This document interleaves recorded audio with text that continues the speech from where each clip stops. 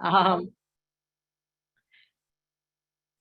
also want to thank the combined program committee of these two groups, which have been doing an excellent job of putting together really interesting and valuable programs, and this is another one of them.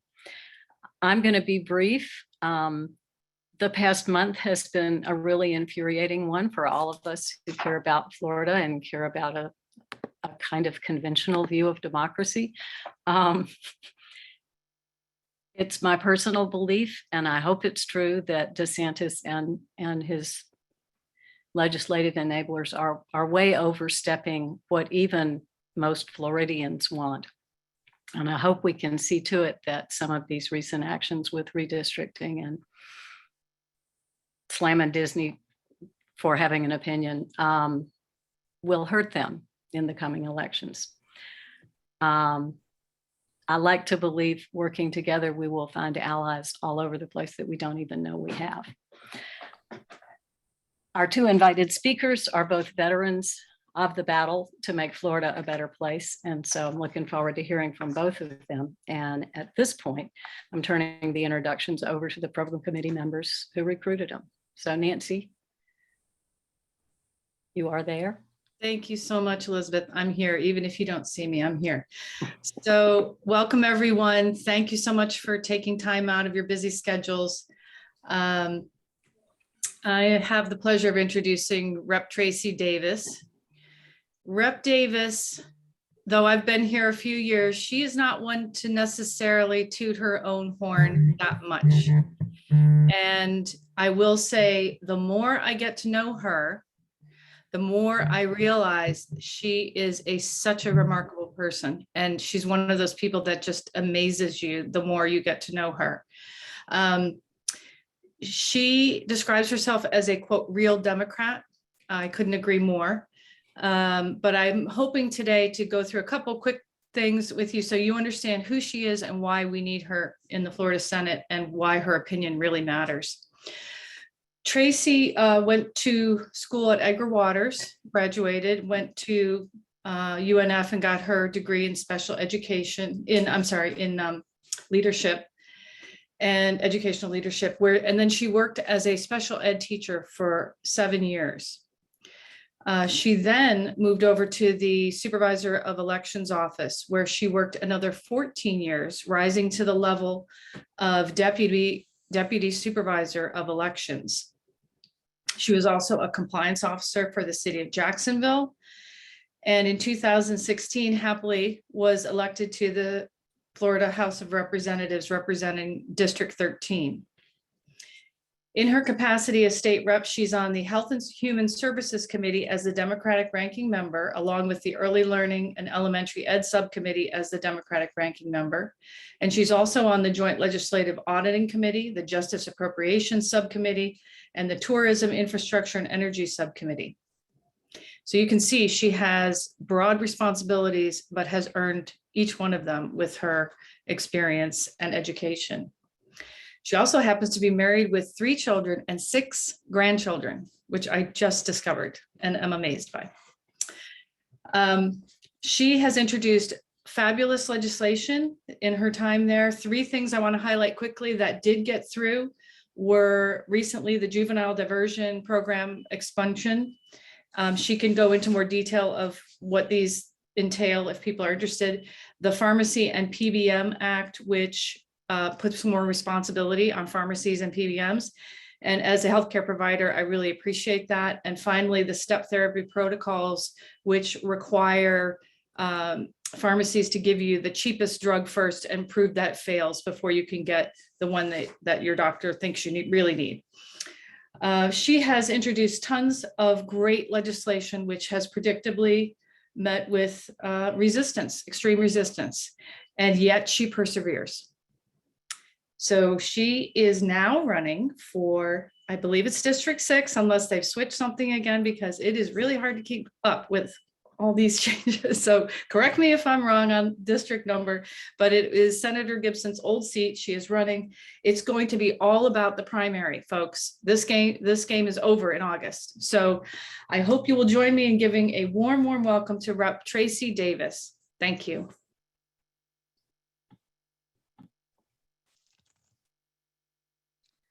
So Nancy, I'm going to ask you before you unmute yourself, so I don't bore everyone to death, about how many minutes do I have? About 3 or 4 minutes? 5, 10, 22? Well, you're sharing the stage with Ben Frazier, who will probably, we were thinking about 15 minutes each, and then Oh, because gosh. we have lots and lots of questions from our group. We're a very inquisitive group, so we definitely want to leave time for questions. So I would say around the 15, maybe That's not a too lot much of more time. than that. Thank you. Thank you, Nancy. I promise Ben, I give you all your time. Ben's going to need more than I do. So first of all, thank you, everyone. I am so glad to be sharing the panel tonight with my friend and a fellow warrior in this fight, as well as you guys, Mr. Brent Frazier. But just thank you for that intro, Nancy. I couldn't have added any more to that, but just want to talk a little bit with you all about session, this legislative body that I'm enduring.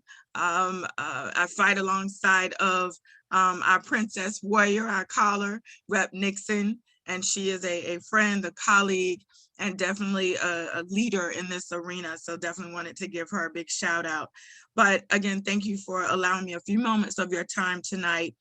As you guys have probably been watching, the last 2 sessions have really been really hard. Sometimes it's just been really hard to walk in that room and breathe. You try to maintain the relationships that you've established, but it's been really tough. You guys have watched us fight the Individual Freedom Act, which is the Stop Woke Act. You all have watched us fight the Don't Say Gay bill. You all have watched the attacks on Disney. You all have watched the anti-protesting bill and that fight. And more recently, you've watched the election bills, SB 90, as well as SB 524, which is the most recent one. And all of these bills are attacks on basically, our democracy. It's just, we don't understand this governor. And I can't say it any clearer. I don't want to offend anyone, but this man, he's on a warpath. And there's an article out there that states it. He's on a warpath to the White House, and Blacks are the target. He is not friendly to Black people. He's not friendly to brown people of color, and he doesn't care for underserved communities. And there's nothing else that I can say, because I can't paint any other picture other than the one he's presented to us. And we have to do what we need to do to make sure this man is not reelected. You guys saw what happened on the floor last week, and that was about the last straw. That was about all those bills I named and talked about being simple attacks on our LGBT community, simple attacks on our Black community, simple attacks on all of us, Black, brown, all of us. It doesn't matter what color you are with this governor. He has issues with people, and he strikes out. And Disney is a perfect example of that. He has issues with people from the beginning, and he definitely strikes out at you when you don't agree with him, or you dare to stand up and say, you know what, I don't agree with you, DeSantis. Sometimes it's really hard for me to even give him his title as governor. But the election bills, this last election bill did nothing but increase the penalties and fines for organizations like yourself trying to do voter registration, going from $1,000 to $50,000. What does that do at the end of the day? That stops voter registration groups from wanting to do voter registration. That's intentional. His fight with Disney, it's intentional. So how do we fight back with someone who just has a warpath and he is simply focused on becoming president? We get people out to vote. I will tell you, in this legislature, like I said, it's been hard to breathe. It's been hard to get anything done, but I have been one of the Democrats in a Republican-led legislature that has been able to pass significant legislation, like Nancy said. I've actually counted it, and I've been able to pass 17 bills under a Republican-led legislature. So I tell you that to say I am running for Senate. I am running to be your next senator, and I'm going to need your help. It's not going to be an easy race, but I have been doing the job. I have been doing the work, and I'm good at it because my community trusts me. They trust me when I say something. They trust me when I say I'm going to be there for them. And because my actions have shown I am there for my community, and I've been there for my community, and I'm going to continue to be there for my community. So I'm going to need your help in this Senate race. I know I don't have to sell myself so much to this audience, but we have a fight. We have a fight ahead of us. We have a fight to unseat this governor, and we have to make sure that our voters are not fearful of what's been put on the books. This governor has done everything to intentionally make people fearful of coming to the polls, make people fearful of voting, and we cannot allow him to do that. So last but not least, we got to get people up, we got to get people out, and we got to make sure our people turn out to vote him out of office.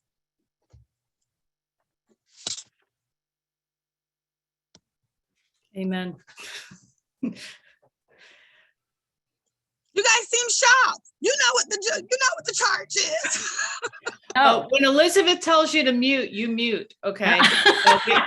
She runs a tight ship. No, I do. And I want to start cheering right now. And it's very tempting to dive into questions for you, but I'm going to hold the questions till we could, because some of what we've got already is directed to you, some straight to Ben, and most of it to both of you, because before we're done, we want to get down into the nitty gritty of, so actually, what does that mean?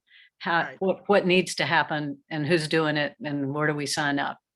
But so Judy, I believe, is introducing Ben.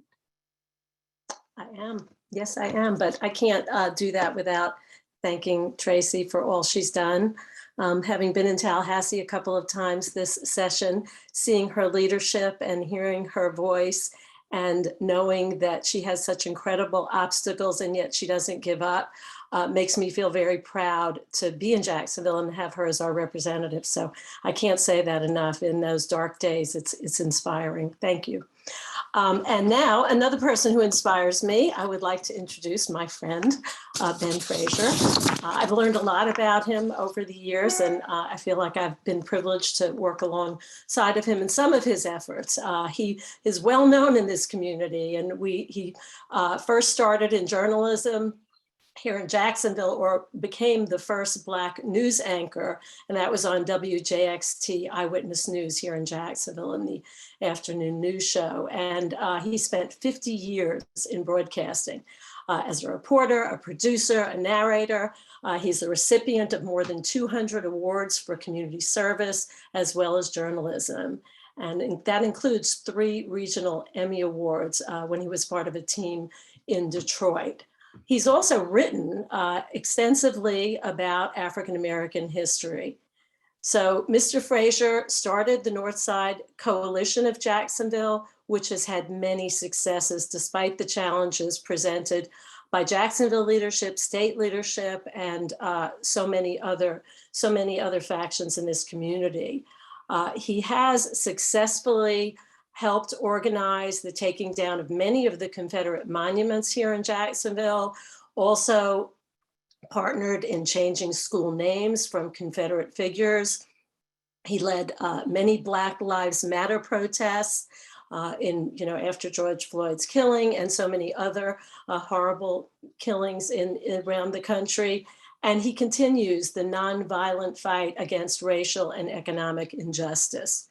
So most recently, Mr. Frazier and the Northside Coalition of Jacksonville organized a successful caravan to Tallahassee. Many of us on this call participated in that. And it was, it was very well organized. And we were there to oppose the racist gerrymandering of districts by the governor, something, of course, we know is unheard of, a governor writing and designing districts. Ben continues to speak up for the poor and disenfranchised, and he's a respected voice in this community. He's still waiting, though, for Governor DeSantis, and that kind of sticks in my throat to say governor before DeSantis, to set up that meeting that was requested. It was a meeting that led to his arrest, that request, for just showing up at an event.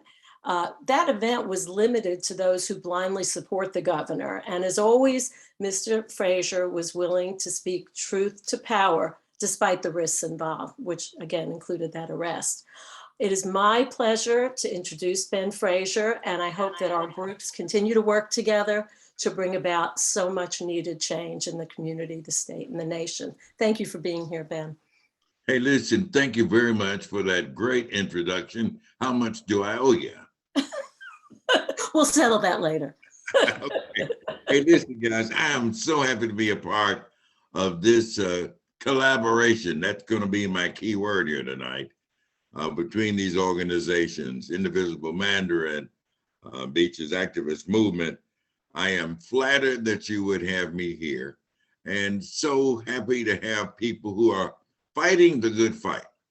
And I know you got people around you who call you crazy, and they wonder why you're in the organization you're in.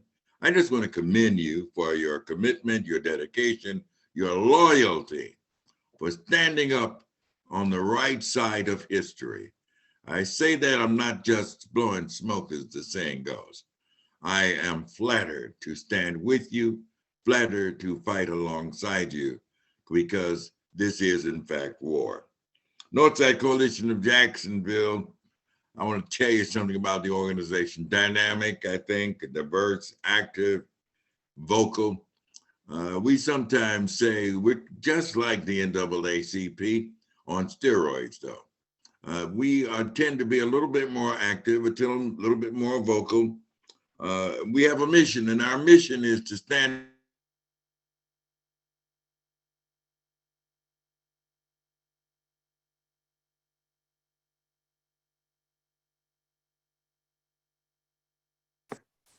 Has Ben just frozen for everyone? this. Yes. I knew it was going to happen sooner or later. I think I may be back now. Just wave your hand if it goes out, and then I'll start over again. But essentially what we're talking about is our story, our message, our mission. Let me tell you something about the organization. There's enough to go around. You probably don't have any idea what that is. There's enough to go around. That's our twice a month feeding program for the homeless downtown.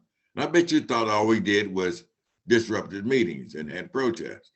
We feed the homeless twice a month, been doing it for 2 years.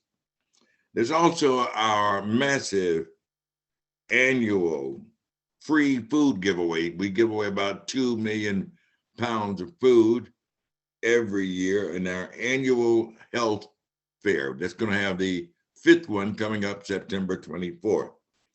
It's like providing food for like an oasis, if you will, on a food desert.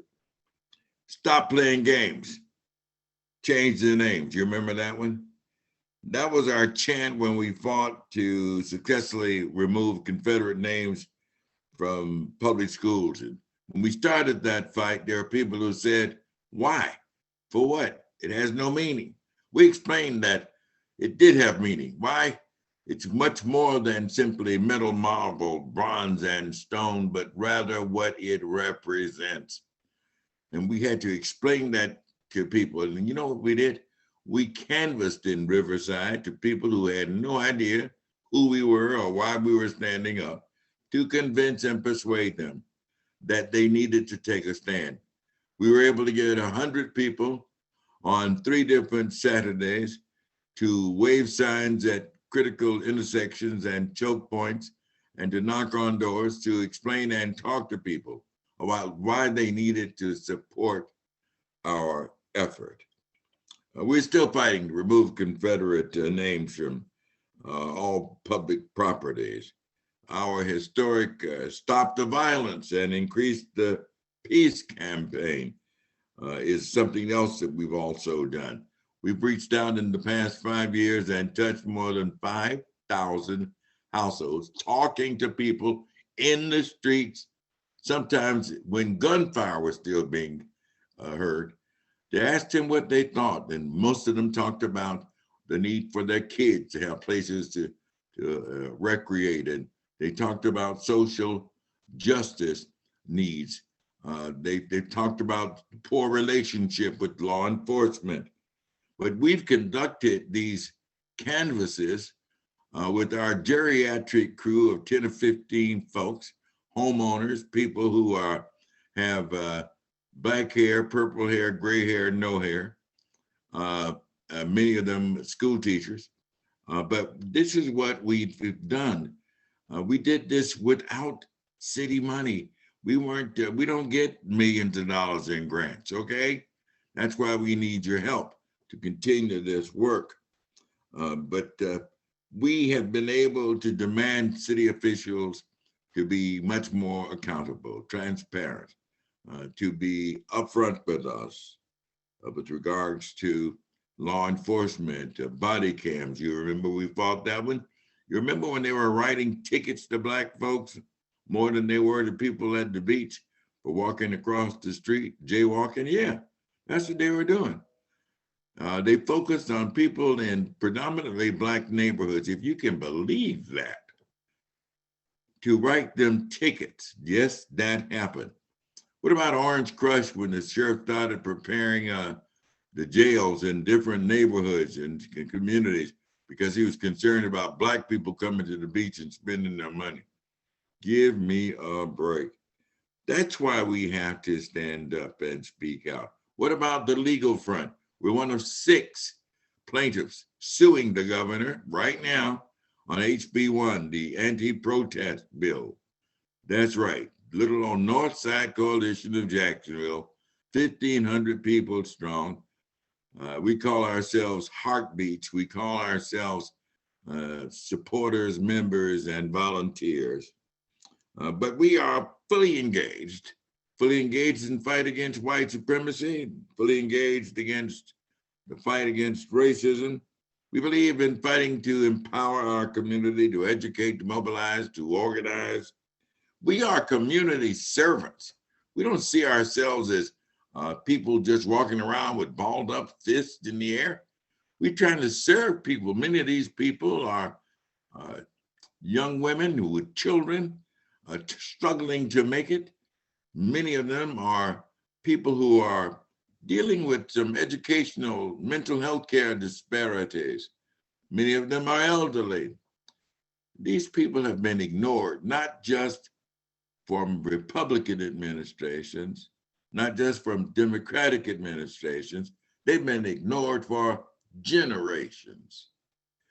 34,000 strong, zip code 32209, economically ravaged, crime infested, but there's still people just trying to live their lives and raise their children just like you, just like me.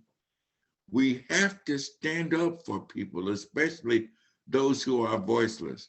We must stand up and speak out for them, the voice of the people. We are community servants. This is our story. This is our message. This is our song. And somebody's got to do it. We understand that a lot of times they think we're kind of controversial. Well, Dr. King was controversial. I asked him why he went to Birmingham. He said injustice anywhere is a threat to justice everywhere. They said that those people crossing the Edmund Pettus Bridge shouldn't have done it. They didn't have the right to do it. They didn't have a permit, but they still marched, and John Lewis made good trouble. They swept them down the street with fire hoses, billy clubs, and dogs, men, women, and children. But still they stood up and they fought back. What do we do when Black people are under attack? Stand up, fight back. So you get now Tracie Davison, other members of the coalition who stood up the other day, Angie Nixon and others, and now they're talking about coming after these people to do something to them, to expel them. Coming after them to do something, to put them on probation, suspend them. For what? Doing the same thing Dr. King did? I've got news for you. I applaud you, Ms. Davis. I applaud every one of you You have accepted the baton in the relay race of history. This fight started long before either one of us hit the scene. And I got news for you. We're going to keep it up. We're going to keep on marching, keep on rallying, keep on demonstrating until justice rolls down like water and righteousness like a mighty stream. We're going to keep on marching, in the words of James Weldon Johnson, until victory is won. This is a valiant and a noble fight. Don't give up. I've read the book, and in the end, we win. Thank you. Well, thank you. Yes, I'm there. I'm sure we'll get some additional questions coming in the chat box. I have some here, but I guess I want to start with roughly the same question to both of you, though I think the answers will diverge. Ms. Davis, for those of us who want to help get you elected, what are the 3 or 4 most important things we can do? Wow, that's an easy that's a softball. You know, the Senate race is going to be big. First of all, before I answer that question, thank you, Ben. Thank you. Those words were incredibly powerful. And it's just, we got to keep motivating and making sure people understand the message that is out there. We got to take what's happening to us very seriously. And the redistricting was just another example of how intent this governor is with silencing all of our voices.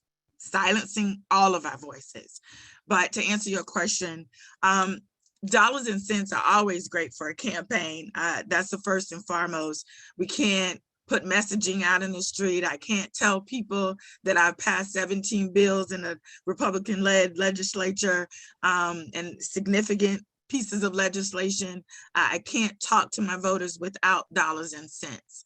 And so donating to anyone's campaign, mine and other candidates that you feel strongly about and you connect, please do that. That's the first way. But there's other ways too. You can always just volunteer in someone's campaign by making phone calls or helping them canvass neighborhoods. That's always great too. We always can use the extra hands. But as far as overall, I want, and I think Nancy mentioned it, this is an August election. And so we have many candidates that will be on the ballot for August, but because I'm here with you tonight, I'm going to talk about me. This race will be over August 23rd. So I need your help, and I need your help immediately.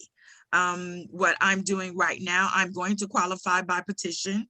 So I know Nancy had some, and maybe a few others on the call had some, but I'm going to ask right now immediately that you all try to locate me or ask me if I can get your email to send you my petition so I can qualify by petition. I have about 1,500 petitions already verified.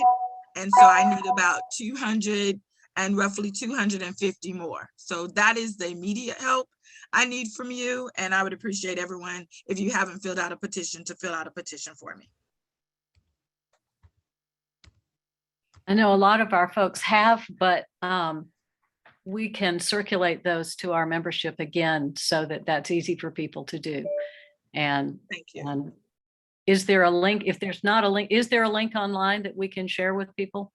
Not to the petition, not for the petition. There is a financial link online that I can share with you. Put that in the chat box. Put that financial link in the chat box, because we I won't will do. Have that and I'll handy. send that petition to yourself as well as Nancy.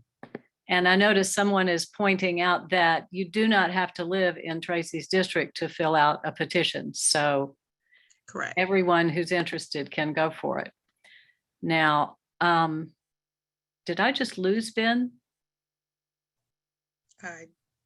Yes, he had to go to another Zoom meeting. Oh, shoot. Yeah. All right. Well, Tracie, I'm here. I have more for you. I'm here.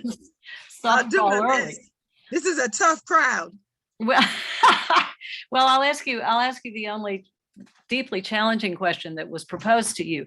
And you may just tell me that we've missed the news, but somebody said, why haven't our incumbent representatives been more vocal about the injustice of the newly approved districts?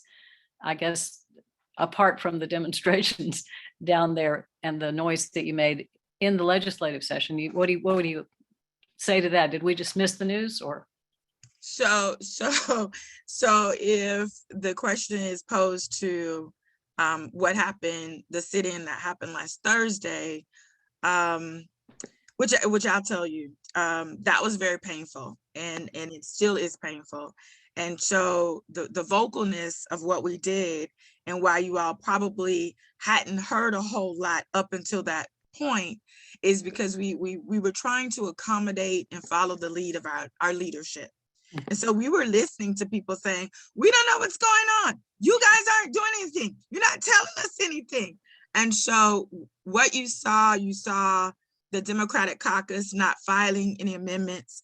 You saw the Democratic caucus, which means if we filed amendments with the map that was presented to us, either one, whether it was the Jacksonville to Leon configuration or the Jacksonville only, we would have had the amendment was we had to change configurations in the entire map.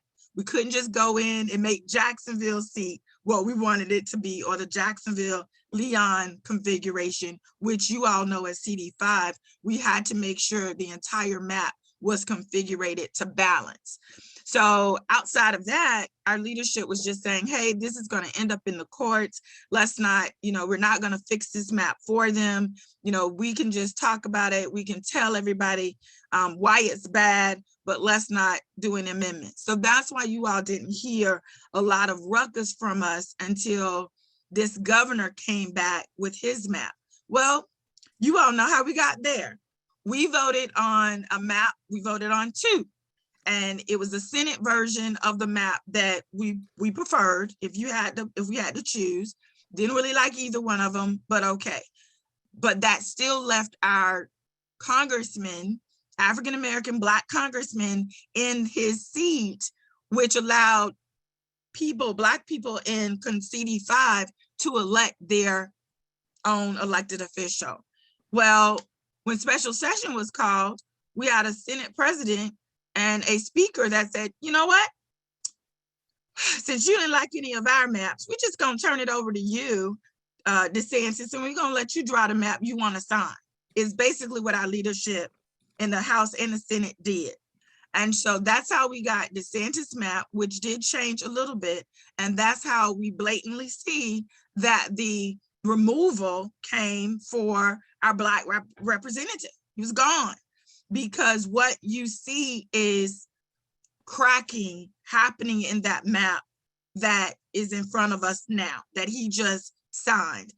Tracie, what does that mean? You hear a lot about packing, but this is the opposite of cracking.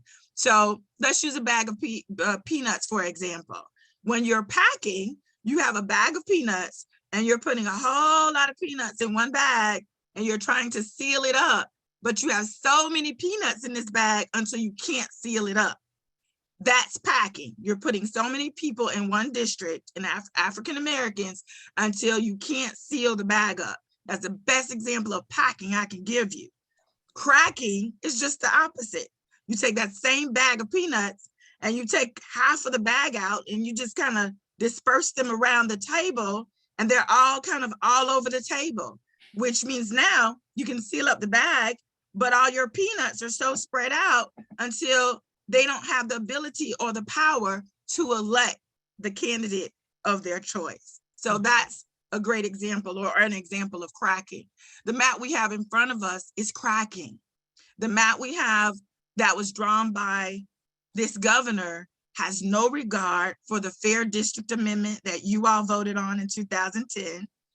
It has no regard for the Constitution.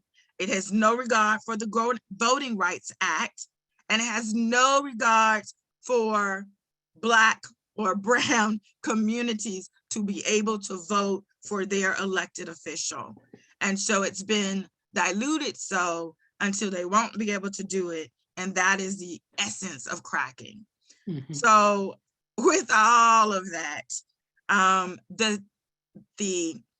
the Don't Say Gay bill, from the 15-week abortion ban, from the election bill last year, from the election bill this year, from the You Can't Teach Black History with the Stop Woke Act, it was just bill after bill after bill, which was a culmination of us saying, you know what? Enough is enough. We've had it. And we started talking about what we wanted to do, a few of us, before we went back to special session. We talked about walking out. We talked about sitting in. We talked about just creating a call of action some type of way. We talked about not showing up. We talked about it all.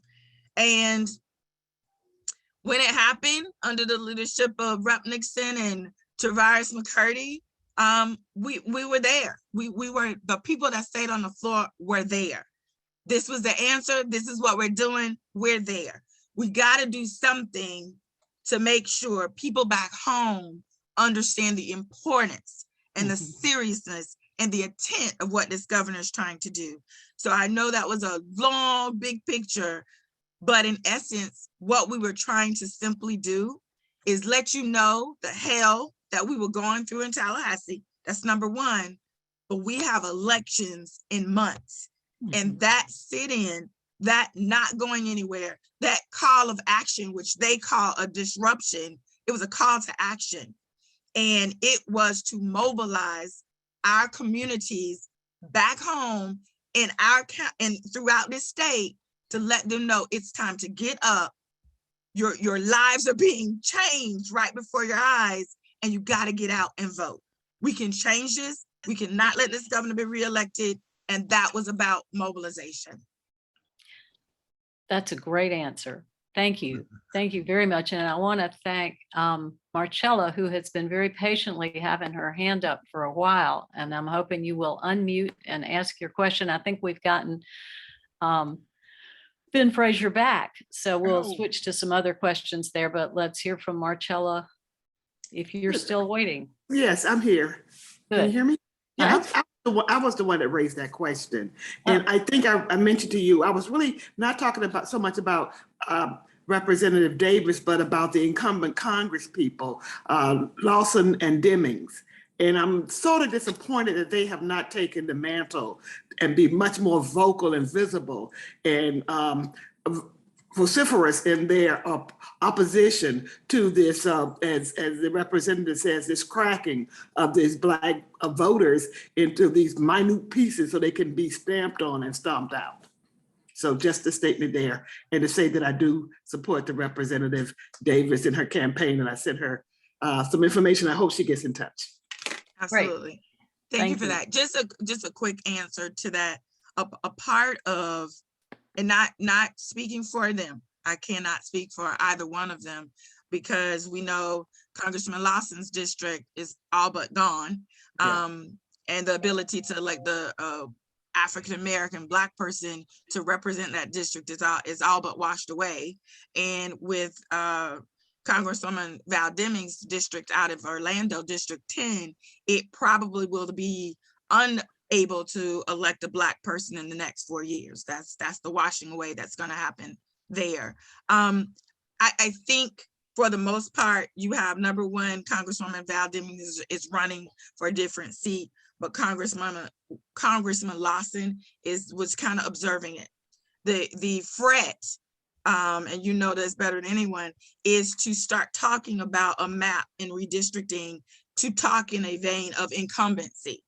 And so I think a lot of what they were trying to do is stay away from that conversation as if it was their personal district, and to stay away from that conversation of incumbency, because in the vein of redistricting, that is a no-no, and people can be pulled into court behind some of those conversations. And so it was a fine line for them to walk. Congressman Lawson did some rallying. He put out some statements, but he really stayed away from the conversation. And I think it was for fear of getting into that incumbency conversation. Mr. Frazier, we're happy to have you back. Hey, listen, I'm glad to be back as well. I've been listening with great interest to the comments made by Ms. Davis. You gotta understand about this redistricting thing. Remember, this is DeSantis, his own plan. He's the one who put this darn thing together. The legislature didn't have the guts, didn't have the intestinal fortitude to fight back. They just caved in, they capitulated. Yep. We lost you.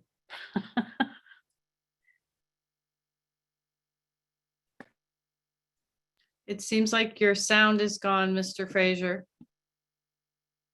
So let's talk about that plan itself. What do I think about it?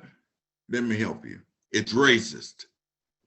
It's undemocratic. It's unconstitutional. It's anti-Black. In the very least, it is racially uninformed. That's the nice way to put it. It eliminates 50% of our districts, the minority districts. Now, let's look at the numbers. 17% of the state's population is Black, 17%. So then this governor is turning his back on 3.3 million African Americans who call Florida home. 17% of the population. Now we can only elect under his plan only 7% of the state's 28-member congressional delegation. This is suppression, just like it used to be in the old days when they wouldn't let you vote unless you could tell them how many marbles are in the jar, or they wouldn't let you vote unless you paid, had a price to pay, or you had to pass a test. This is absurd, absolutely ludicrous, horrendous, appalling, and we have people who are sitting back and being quiet about this. Folks, we got to stand up and fight back. I'm sorry, we're in this period of time where there's so much polarization in this country. The bottom line is, we got to stand up, folks. It's as simple as that. You got to need to be on the right side of history. Well, and That's- we want to, question, I didn't mean to interrupt you, but let's talk about some specific ways that we can help with the fighting back as we move toward these midterms, move toward the primary. Are there things Northside Coalition is organizing in terms of local registration or helping people with getting IDs or any of the new hoops people have to jump through that you're setting up that we should know about to get involved with you in it? Well, the bottom line here is that a lot of people will tell you that, this. We lost your sound again.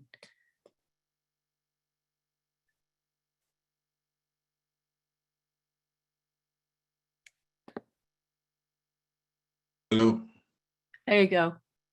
we're back. We're back. Okay, so then a lot of people will tell you that this is all about statistics and numbers and metrics and all kinds of words that we can't spell or use right. But the bottom line is, this is about the historic struggle about the precious right to vote. This is what people were shot down and killed for. You understand that there was Harriet and Harry Mims in Florida, whose home was firebombed because they walked the dusty back roads of Florida, registering people to vote. That's what this is about. Medgar Evers shot down when he smoked a cigarette in his carport in Mississippi. That is what this is about. Fannie Lou Hamer marched. This is what this is about. This is not about all those metrics and all that. I'm not going to get hung up on it. It's racism. Rank racism. That's what it is. Get mad if you want to. Tell me I got a chip on my shoulder if you want to. I'm telling you, I don't like racism and I don't like white supremacy. And in the words of Frederick Douglass, power concedes nothing without a demand. It never has, never will. Frederick also said it's going to take struggle. Why? Because if there's no struggle, there can be no progress. Guess what can you do? You can march with us. You can rally with us. You can support us with your dollars and cents. If you can't come out there and march, if you can't canvass with us and knock on doors and zip code 32209, you got to have a whole lot of guts and heart to do that. Trust me. It took me a lot. I had to get prayed up myself before I went. Bottom line is, if you have dollars and cents, why don't you consider helping organizations like this one? We're fighting the good fight. We're doing the right thing. We're doing the heavy lifting. Northside Coalition at gmail.com, Northside Coalition Jacksonville.com. Help us out. Help us fight the fight. Now, if you want to come out and join us on the steps at the courthouse or City Hall or attend meetings in terms of civic engagement, grab your t-shirt that says Northside Coalition or BAM and come on out and join us. We'll have you. We need you by our sides. But it's time to fight. Silence? No. No more silence, folks. Time for you to make up your mind. Use your gifts. Use your skills. God has called you to work and to work hard. Come on and work with us.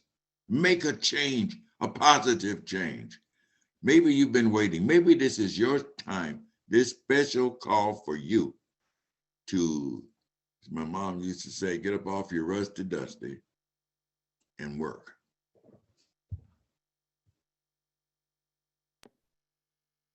I agree with you on all of that. We've got one question coming through for you with somebody saying, who also agrees with you, but saying what can be done, not just with Black young people, but with all the young people who seem to be less interested in politics these days than all us oldsters. You got any creative ideas for how to get them motivated and upset and active? Well, I think that in terms of voter registration, we got to try some new strategies, some new tactics. They like music. We don't understand their music, but so what? We've got to do something new in terms of tactics and strategies. We also have to encourage them, give them the lessons, let them know what so many people went through for the precious right to vote. I have faith in our young folks. Ours is not a philosophy of doom and gloom, but rather of faith. I think that we can make it happen. I think that we can encourage people to march into the sunlight of a brand new day.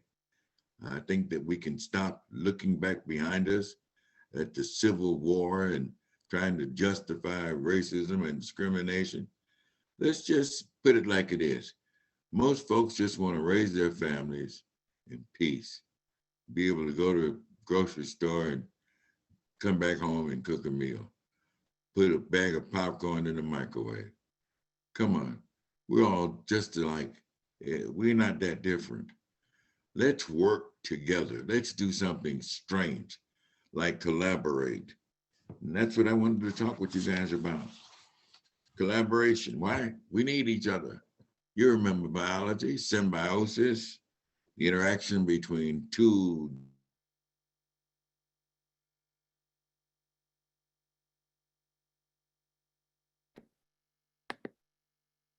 Nope. I'm sorry, we've lost your sound again, Ben. Work. There you It's- come, back again. Okay, here I come back again. I'm talking about collaboration. I'm talking about symbiosis, the interaction between two different organisms working together to the advantage of both. So that while individual productivity is important, teamwork is absolutely essential. You heard it before, you'll hear it again. Teamwork does what? Make the dream work. Makes the dream work, yeah. And Kim Blanchard put it another way. Like Kim Blanchard says, none of us is as smart as all of us. With you there. We're about to need to wrap it up, but I've got, because there are a handful of other issues we're going to cover before we close out. But one question I'm interested in hearing from you both on, a lot of people in both our groups are, and forgive me, Ben, if this heads too far into the statistics that aren't that useful, but there's an awful lot of NPAs, no party folks, to an astonishing degree to me here in Florida. And every time we get close to an election, everybody starts talking about, surely some of them can see how ridiculous the current administration is. Surely they can see why Tracie Davis is better than what the Republicans will be offering for that seat. Do either of you have any thoughts about how we would find the NPAs we ought to reach out to? Because I think they belong in the coalition that we're trying to build. Tracie, you want to take that one first?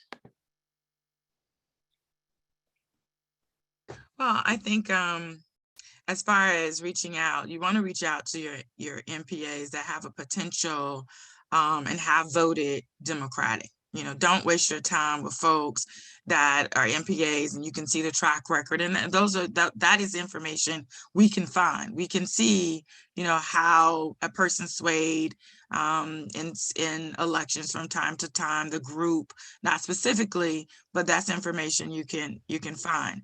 But the main thing is MPAs, folks that are registered, not even MPAs, other parties. What we can't stop doing is trying to educate or engaging them. That's what we cannot stop doing. We cannot stop engaging with our voters, and that's what we do. When the election is over, we stop engaging, we stop communicating, we stop trying to talk to them, and that's what voters need, unfortunately, year round. And that's where they get dismayed, disappointed, upset with us, because it becomes, you guys only come around talking elections 3 months before an election or 3 weeks before an election. What about before now? So it's all about engaging. Ben said it best. I tell groups that I'm talking to, it is also all about collaborating. You have more resources together when you just have a little bit to make it spread. So it definitely is about collaborating in order to meet and engage with more people. And last but not least, you just simply have to meet people where they are.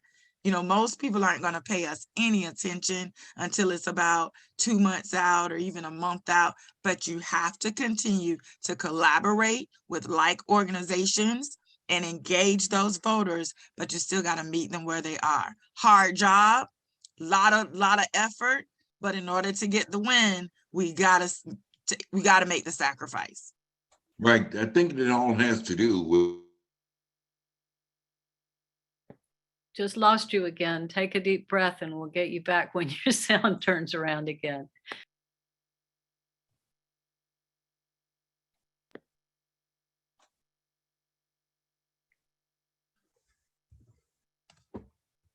Are we back yet? No? Yes. Okay. So then the point that I'm trying to make is, as a nonprofit, we have to be careful.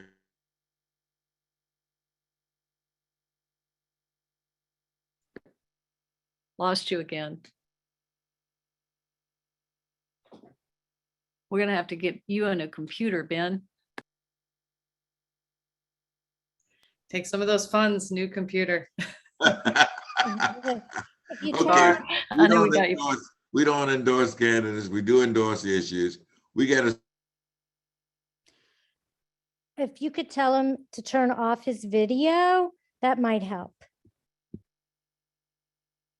Ben, the suggestion from people who know more about this than I do is if you turn off your video, we might get your audio. Yeah. What can I tell you? Okay, vote for the right person. Let the spirit be your guide.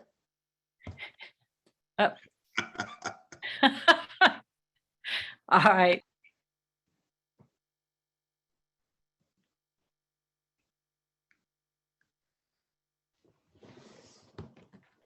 I think you're muted, Elizabeth.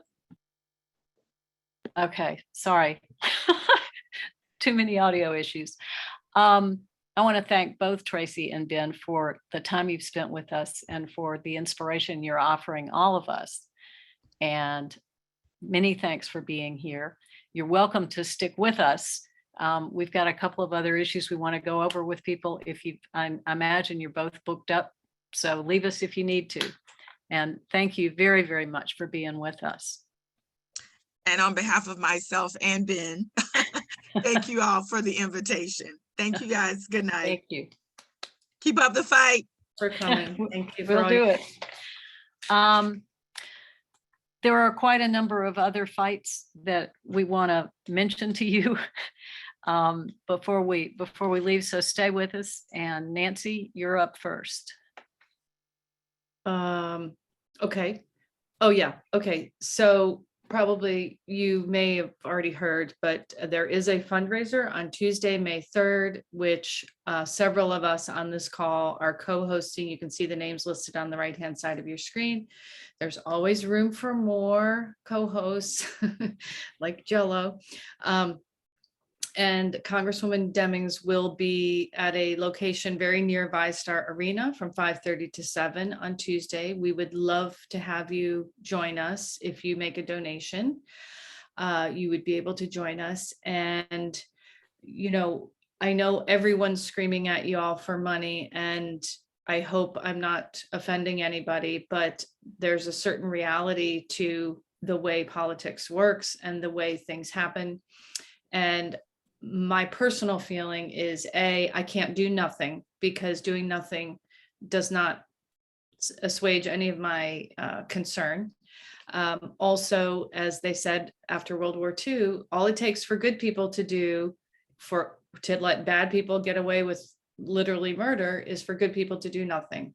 So that's not an option. So find someone that you are passionate about. I'm passionate about Val. I think she is very unique and has a good chance, and it's not going to be easy, of course, but we would appreciate supporting her. And I just got a message I want to mention from Lark Will. She is 2 days later on May 5th having a fundraiser at her home for Lakeisha Burton, who's running for sheriff.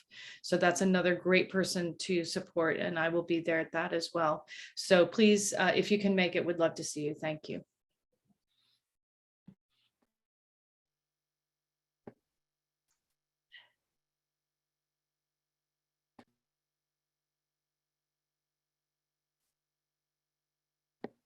Who's talking about this? I am. So of course, because all things seem to happen on the same day, the school board will be looking at and perhaps voting on a proposal by Charlotte Joyce, who's a school board member, the most conservative of the school board members. It's actually a resolution in support of what I call it the parental wrongs in education, but the official name, of course, is parental rights in education, what most of us say the Don't Say Gay bill.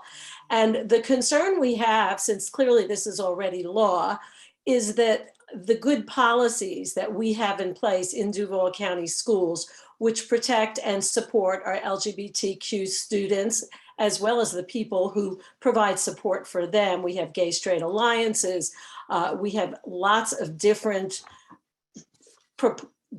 policies in place that provide safety for our students, and we're concerned that this position would have an impact on those. So most of us will be involved, or many of us will be involved in the fundraisers for Val Demings. So we won't be able to be there, but we can certainly email the school board members, and in the chat is the contact for them. It is really important for them to hear from us. And I believe we do have the support, as has been shown in other places, against this bill. So please, please speak out via email or phone call to our school board and let them know we do not support this bill. We do not support a resolution supporting parental rights in education. Thank you. Thank you, Judy. And just to let you know, for those people who are already on the mailing list of BAM or Mandarin Indivisible, we do plan to forward an email with this larger background information, so you'll have that handy when you try to speak out. And last but not least, another of the coalition activities that both our groups are involved in is this W.E.N Elections Network. And Karen's going to give a brief update on that, just so you know there is more going on that you'll be, again, hearing more about from both of our groups. This is an exciting opportunity for all of us to work together. We've got 17 organizations that have come together because we saw a tremendous need for us to talk to each other, figure out what each group is doing and what are the strengths and weaknesses. And we took a real hard look at the last election with Tracie Polson to see what went wrong, what went right. And we've come up with a strategic plan to address those issues. We're going to work together, not recreate the wheel, but actually work together using the resources that various team members have in order to cover the whole county. This is the largest county in the country. We always hear that. Well, it really makes for some difficult issues as far as elections and providing resources and getting voters out. So we just want everybody to know there is a lot going on in the background right now, but you'll be hearing more in the future. We're going to get the word out through our newsletters and our email lists. There'll be opportunities to do a lot of get out the vote kind of work all over town. And we'll be doing some things there that are very exciting. And then we also found, and we all agree that messaging is a major issue in terms of getting our side across and in motivating that middle 50% of people that are persuadable. So there is a communications education team that will be rolling out some training. And we've distributed some of the messaging information to various team members that are on this call as well. We're going to take a close look at that and incorporate that messaging into all of the work that we do at the voter's door. And whether it's texting, emailing, phone calling, all of that, there are ways we can move voters in ways that we've not known how to do before. We know how frustrating Republicans can be for us, where we can meet them head on without getting down in the dirt with them. And that's what we're going to do leading up to these midterms. So stay tuned. There will be a lot of good ways that you can make a difference. Thank you very much. And then save the date. We'll be getting together in mid-May on the 18th for a presentation from at least one more of the coalition efforts going, and probably an update on the W.E.N network as well. So it's an active time. Heaven knows we've got great material to work with that the state of Florida continues to deliver to us almost daily. And we appreciate everyone who's here, and we're going to do our best to help us all get to work and stay at work until we start winning some of these things. Thank you all for being here tonight, and we'll see you in a few weeks. Good night. Thank you. And thank you, Carol, for your great job on the slides. Yes, thank you.